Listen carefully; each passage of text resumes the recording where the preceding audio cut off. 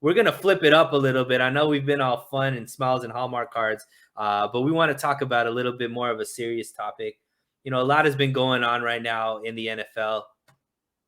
Obviously, Brian Flores has brought a suit against the NFL as far as there being, just unscrupulous owners that are kind of, I guess, there's a racist undertone to some of the hiring practices and things of that nature. He's brought out a lot of stuff talking about how, his former, the owner of the team he formerly coached was paying him to lose games.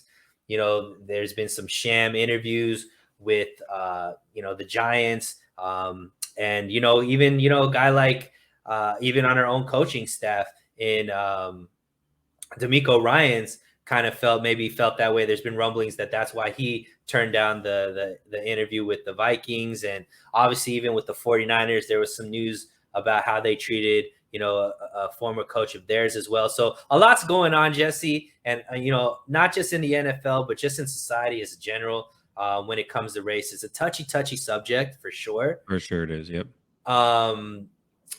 But do you feel like the NFL has a race issue? Yeah. I mean, I think that's clear. I don't see how that's even debatable. Like, let's just be real. You had 3 black head coaches last year. Your league is 75% black. Now, I want to be clear about this too, because I feel like when you make a statement like that, the rebuttal is always the same. Well, shouldn't you want the best person for the job? Yes, of course I want the best person for the job. That's why I'm also not a fan of the Rooney Rule. Like, I don't think you should have to interview somebody that's a minority if you already have somebody in place. So I'm going to talk about these separately. First of all, let me talk about that piece that I just brought up. This business, you see what everybody brings to the table week in and week out. This is a results-based business. It's not like I'm surprised going into these interviews and somebody's going to blow my socks away. Normally, I know exactly who I want to hire and what type of coach I want to hire going into the process.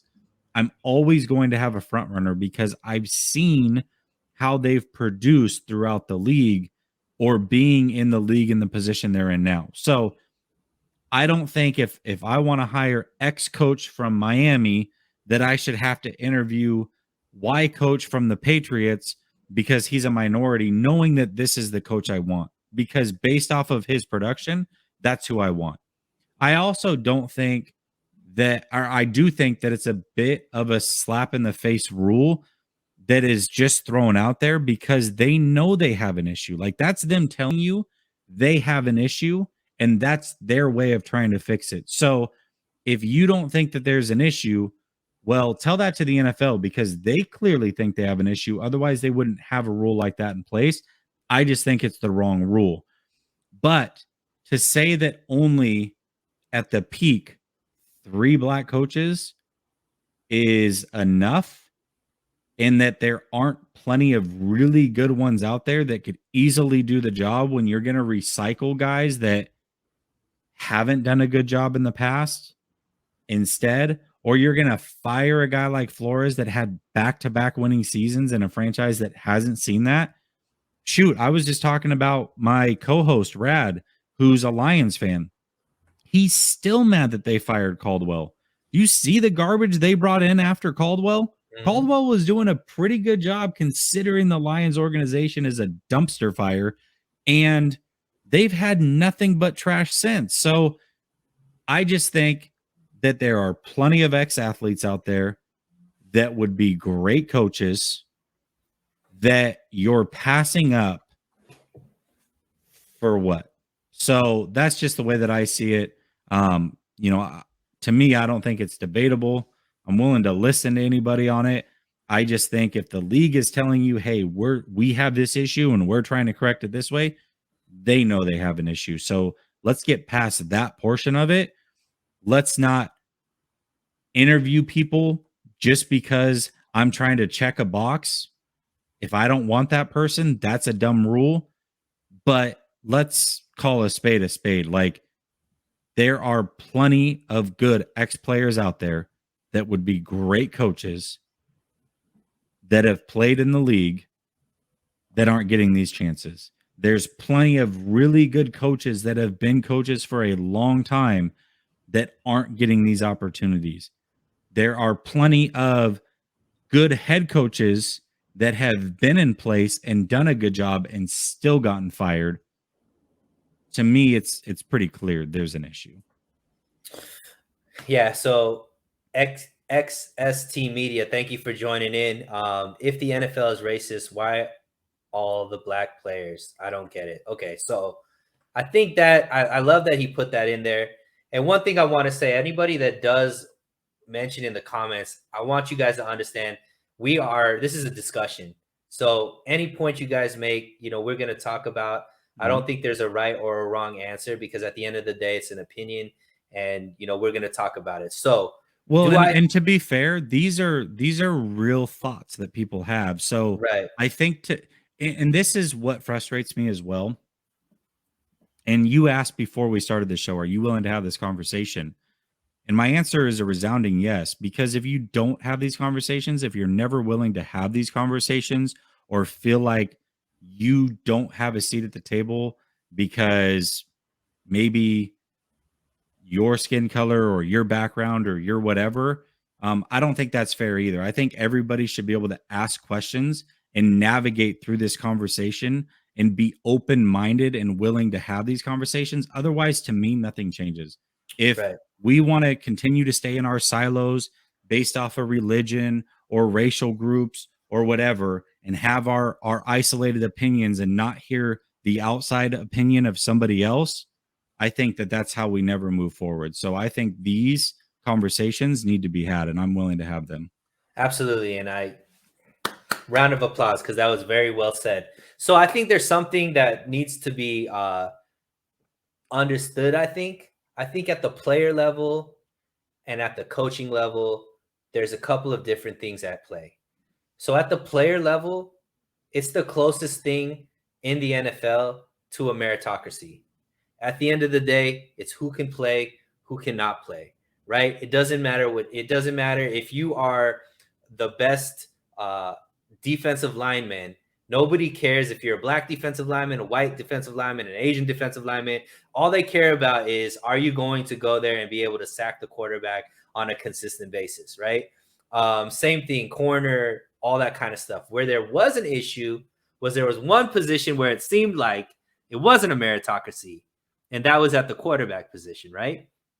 And it was, this is in our lifetime, Jesse, where all of a sudden now the respect of what a black quarterback could bring to the game is becoming more and more looked at as not just an athlete that's throwing the ball, or not just a running back that's throwing the ball. You still hear that every now and then, but you're seeing more and more quarterbacks, black quarterbacks, that are looked at as just great quarterbacks versus just great athletes that are playing the position, right?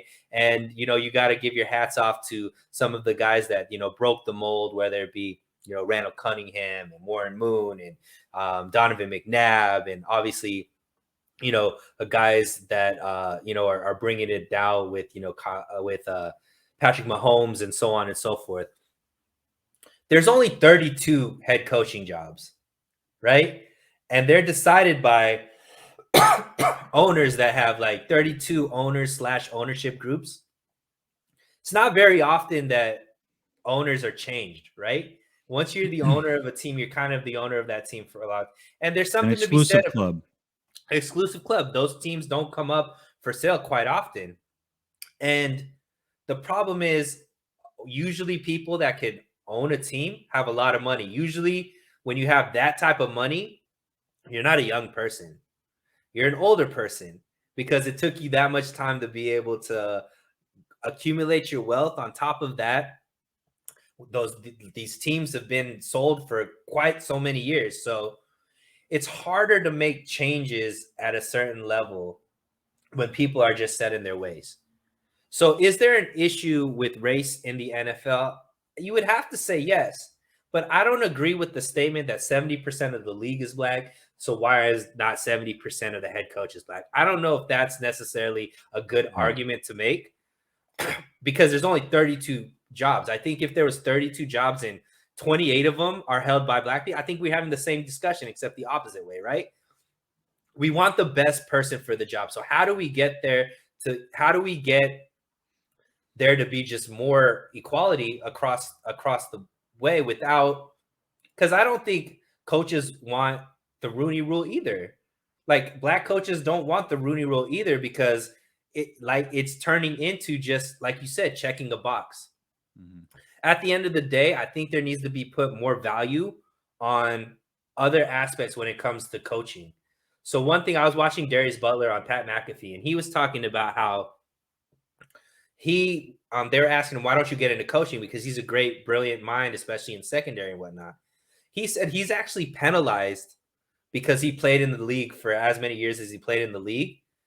He's going to be overlooked by somebody who spent those same 10 years being a quality control person straight out of college and learned the X's and O's. Because at the end of the day, it doesn't matter what industry, at a certain level, it's not what you know, it's who you know.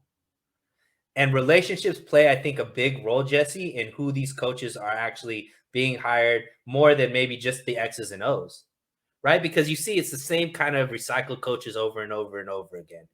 There's very few new faces that come in all the time. So that's a dynamic that I think gets overlooked.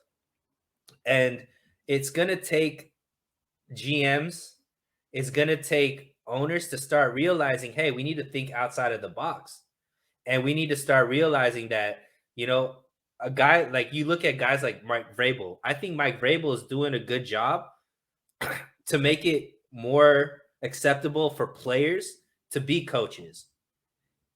And if that becomes the case where more and more ownership and more GMs feel comfortable putting players in coaching positions, naturally you're going to start seeing more black coaches because, like we said, 70% of the league is black. So eventually it's going to be black players that are in these coaching jobs. So I think it's more about changing that perspective as well. Because right now, how many coaches are actually former players? It's got to be a handful, right? Most it's all academic people, offensive coordinators, things like that. I think as more and more players become comfortable becoming coaches and you start seeing more success for coaches, players turn coaches, that's going to change things as well.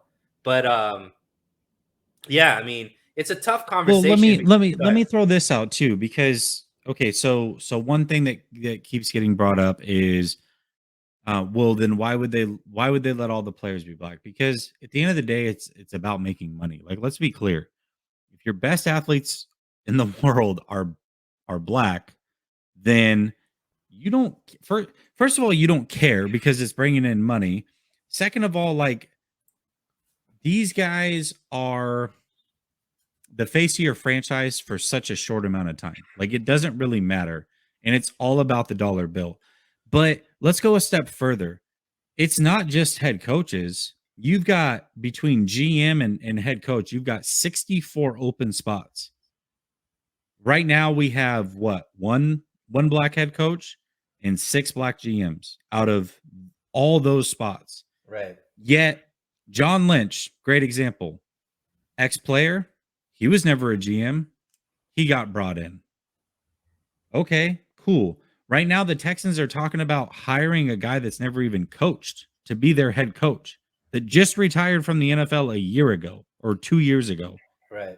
Like, wait, hold on a second. You've got guys like Bieniemy who have been interviewing their butt off, have been around an amazing system with the Chiefs, has helped develop one of the best quarterbacks, if not the best quarterback in the NFL, is a part of a high-flying offense.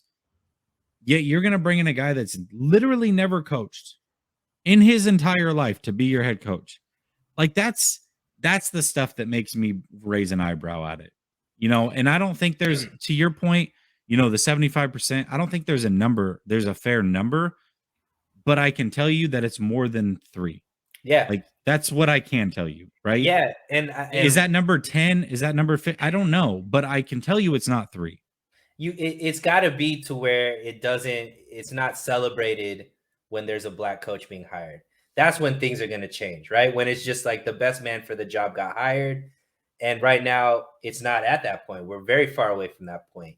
But I'm thinking about how does it change? And I think it's just the mentality of, because I think people are thinking, oh, it's just that people don't want to hire a black coach. I think that that's absolutely part of it. Excuse me. But I also think that there's negative connotations to players turning into coaches. I think the powers to be, quote unquote, respect the quality control person that became quality control at 21, 22, that has been coaching up the ranks for 10 years. That person gets more of a shot because they're thought to know the X's and O's more to be in a coaching position than the person that played in the league at a high level for 10 years. And I think that mentality needs to change, because once that mentality changes, it's going to open the doors for more and more people to be able to have success that are former players, or which, like we already mentioned, is majority black. So that could change the tides. And you're seeing there is success. You're seeing what a guy like Deion Sanders is doing at the college level, how he's turned around that college program and things of that nature. So it's just about giving opportunity. But the Rooney Rule is a band-aid, and band-aids don't solve things, right? Just like just forcing people to give a black coach an opportunity isn't going to solve things if it doesn't solve the mentality and the underlying issues underneath. We just saw Brian Flores is a black coach, and he was a very good black coach. He still got fired. So it fit the quota. He was able to coach for 3 years. He had 2 winning seasons out of those 3 years, and was still let go. So it's not just about the figureheads. It's about changing the actual thought process, and that's why I think we got to start focusing on making it normalizing players, normalizing work experience over just theory. You know what I mean? Normalizing playing versus just going up through how long you've been with the organization and the nepotism and all those types of things, right? So I just think that if we just keep pointing at it as racism, it's definitely a part of it, but I don't know if that actually changes anything, because all that does is make people defensive, and you're not going to be able to change that either. So Keith has a comment in here, and he says the Flores situation is like Harbaugh. Actually, the reason he didn't get along with the GM and the owner is because they were trying to pay him to lose games. That's the whole crux of this lawsuit. He's actually not suing Miami because he got fired for being black. That is not the lawsuit. The lawsuit is he's lumped in the Giants for not giving him a fair chance based off the Rooney Rule, and he's going after Miami for telling him to tank, that they would pay him for each loss and he didn't want to. And then they said that they fired him for not winning games, even though they asked him to lose games on purpose. That is why he's going after Miami. So we're not saying that Miami's about to hire, for those of you that don't know, but McDaniel is actually a minority himself. I don't think that's the issue there. The issue is that they wanted him to lose games. They tried to pay him to do so. He wouldn't do it based off of his integrity. And they got mad at him and eventually fired him for not winning enough games, even though they wanted him to lose more. So that's why he's going after Miami. But, here's the thing. It's easy. These conversations, it's easy for people to get defensive, and I understand it, especially if you feel like you're not racist, or your bubble that you live in, there is no racism. Like it's hard to see outside of that. And so I understand why people get defensive, but all you have to do is spend 10 minutes on social media and you'll see it. It's everywhere. I don't know how many times I'll post something amazing about Trey Lance and how I'm excited, and then the very first comment is, "Oh, we wasted our picks on him. He's just the next Kaepernick." I'm like, Really? Because he plays nothing like Kaepernick. In fact, if I'm comparing him to Jimmy, who was there before, like a lot of people have this perception like, oh, well, he's just a dumb idiot. You know, he can't play quarterback and he's just an athlete. Like that's what they always try to say about that position group and black athletes that play that position group. Yet to me, the reason I wanted him on this team is because I think he is by far the smartest quarterback out of this whole class. The smartest. So, like, it that's what frustrates me. And like I said, you just have to spend 10 minutes on social media and it is everywhere. I promise you, it'll show its head at every turn. You make a comment, especially about a quarterback or about this at all, guarantee your mentions are automatically going to be filled with crazy racist tactics. And in fact, if you go to my YouTube channel, every single episode I stream that after I talk good about Lance and talk bad about Jimmy G, guess what shows up in my chat? A bunch of racist BS to the fact that I had just had to go get 20 mods on my channel to make sure that it doesn't show up because it was showing up so frequently that people were getting upset that it wasn't being addressed because I'm only one person. I wouldn't see it until 10 minutes too late. And by then, it's flooded the chat. So yeah, if you don't think it exists, it's everywhere. I promise you. Yeah, and I hope I didn't come off by saying that it didn't exist. No, I'm not definitely. saying you. No. Oh, I'm okay. saying in general. And to Right. to your point, like again, it's easy to say that it doesn't exist. This is just a general statement, and because I see it all the time that when you live in a silo, that your friends are not that way or you're not that way and you're not a person you're white or whatever, and so you're like, well, it doesn't exist. Like it's not always about race. Like anytime I have these conversations, that's what I always see pop up in my comments. It's not everything's not about race. Well, maybe to you it's not and it shouldn't be, but I promise you it is. I promise you it is. Yeah, and I also want to make sure that we're also acknowledging that there has been a lot of changes in a positive direction. That doesn't necessarily mean we're anywhere close to where we need to be, but I remember a time when there was very few black quarterbacks.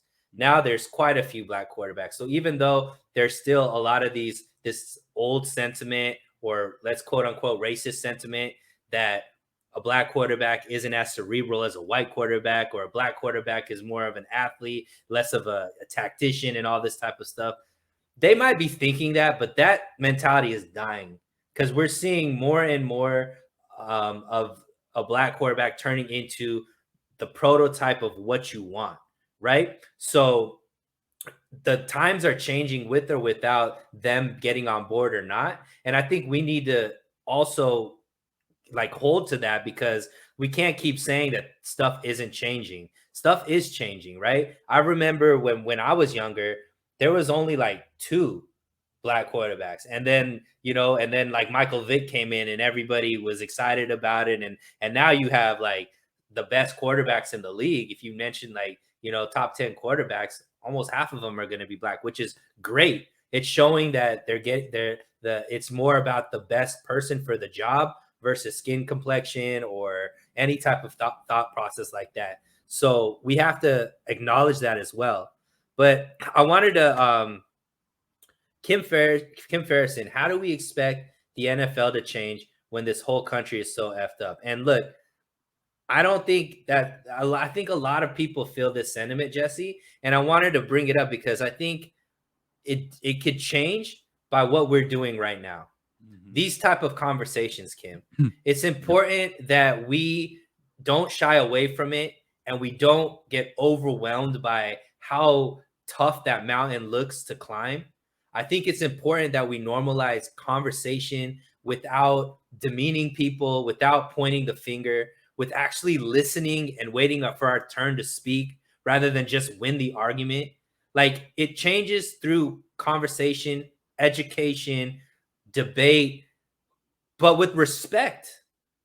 Like you have to give there a space. You have to give a space for somebody to change their mind. You have to give a space for somebody to feel comfortable enough to say, you know what, Jesse, I was wrong.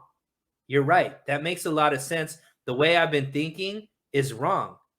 And I think too many times the reason why changes aren't made is because we're so quick to cancel somebody. We're so quick to make them feel dumb. We're so quick to ostracize somebody that the natural reaction is going to be, let me go where I feel safe. And sometimes the places that they feel safe, they're not getting these conversations. They're not given the chance to choose. So just makes them dig deeper into the negative thought process that they had or the wrong thought process, whatever side you are on that argument. So I think things change when we feel safe to have these conversations and not be ostracized if maybe I sound ignorant or I sound naive or I maybe said something the wrong way. Teach me how to be better versus then ostracize me, point the finger, call me a racist, call me a Nazi, and make me feel like I'm not even worthy of being part of the conversation. Jesse, how would you approach that? I agree with you. I think that's exactly it. And that's why when you brought up the comment on the screen, I wanted to be very clear, like letting people know, like, this is not to single you out because a lot of people feel the way that you do. And if we're going to have the conversation, then we should make it a safe space for questions like this to arise. And frankly, like,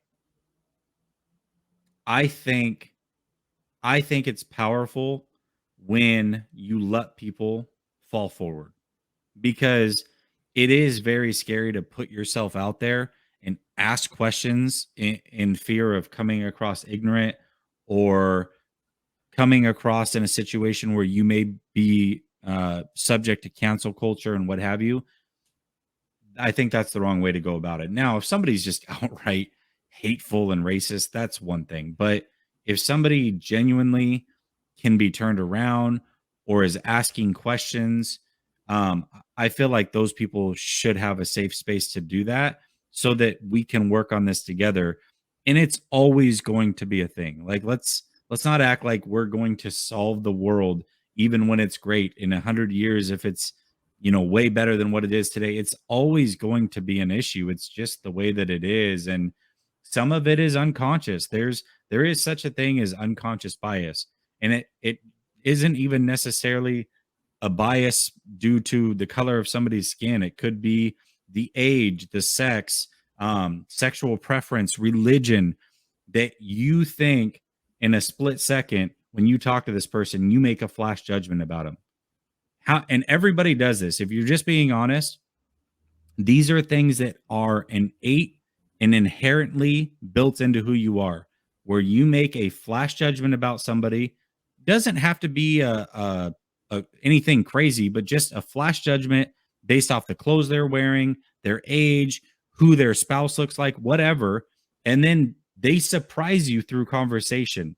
Like, that is a real thing. That is a natural thing that everybody has built in here that you can't get over. But if you recognize it and you try to stop it in that moment, that's how you can overcome it. So this is an everybody thing. It doesn't matter what your background is, what your sexual orientation is, the color of your skin, none of that stuff matters. Everybody has unconscious bias built into them. And it's something that, as long as you're aware of it and you can realize it in the moment, then you can be better at it. So this is a conversation for anybody. Right. Brad Ivinson, thank you so much for joining in, Brad. Question: do you guys think as human beings we naturally gravitate to people that look like each other? Like, let's be honest, everywhere you go is pretty segregated. Yes. And I think this is an amazing point, Brad. Yeah, obviously, naturally, you're going to feel safer and you're going to feel more of a bond towards, people that look like you, people that come from a similar culture, people that grew up in a similar way, all that type of thing, just because there's already common ground. It's the toughest thing to really find is common ground, right? One thing that's so beautiful about this community with the 49ers is our common ground is 49ers, right? And through the 49ers, me and Jesse found more and more common ground, whether it be more sports or values and all these types of things, which has caused us to become better and better friends. But we also have to acknowledge that this issue with race is very unique to our type of culture because we are in the US where everybody is able to, it's a mixing pot of just so many different cultures, so many different ethnicities, so many different backgrounds, socioeconomic, educational, so on and so forth. Like in India, my family's from India. In India, there's just Indians, right? There's like not a big mission. In China, There's there's no just other, yeah. Chinese people. In Yeah. Mexico, there's just Mexican people, right? It's here where there's so many different clashes of cultures. So there's obviously going to be some pushback, and there's going to be some issues, and that's why I think Jesse and I are so big about we got to have conversation. We got to be able to make somebody feel safe enough to be like, I'm wrong, and feel comfortable with saying I'm wrong, or feel comfortable in saying I want to learn a little bit more, or I don't know, or these type of things that people are so afraid to say. I think that's what pushes the conversation happens. That's what changes things. And how do we have a conversation without pointing the finger at everybody? I think that's the mindset that we need to be in. Well, and I can just tell you, like, I'll give a brief personal story. Um, my inner circle is made up of mostly black males. Like that's just the way that it is. Those are my friends, right? And I can tell you when these race conversations have come up in the past, just between us, they've given me that safe space to ask questions that I wouldn't feel necessarily comfortable asking out in the open because I'm like, is that even a safe question to ask, right? And because they made it a safe space to ask those questions, like I am more educated than what I was 2-3 years ago on these subjects, right? And I owe a debt of gratitude to them for that in allowing that safe space for me and having these real conversations, allowing me to ask questions, me allowing them to ask questions. So I just think like seeing that personal growth in our friendship, in our relationships, and giving that safe space to each other on that personal level, and just seeing that growth all the way around for all of us because of it, makes me want to see that more openly because I know that people can grow and can change and are willing to listen if they and talk if they are given those opportunities to do so in a safe spot. I agree. I agree. And I mean, I love the fact that we were able to have this discussion. Obviously, you know, hopefully it opens some people's eyes. We didn't obviously come to any solutions. Who knows, what actually changes, but I do believe that that things are changing, things are getting better, and it's going to take just us as people to start focusing on changing our own mindsets, educating ourselves, exposing ourselves to other cultures, other thought processes, even, talk to somebody you disagree with and hopefully find out a reason why they think the way they think versus why you think the way you think. And, that's how things change. So